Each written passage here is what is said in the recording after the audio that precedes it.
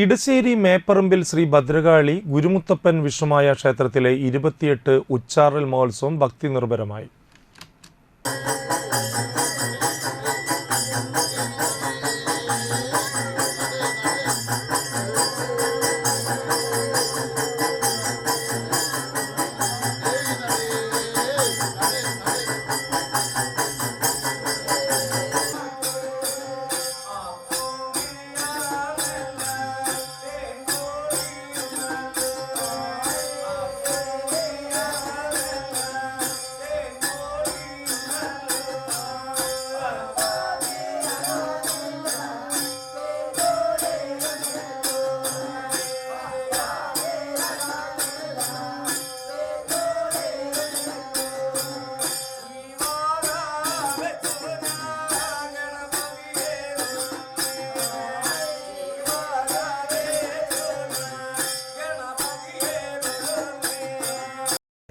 ഞായറാഴ്ച വിശേഷൽ പൂജകൾ, നാഗങ്ങൾക്ക് പാലും നൂറും കൊടുക്കൽ എന്നിവ നടത്തി.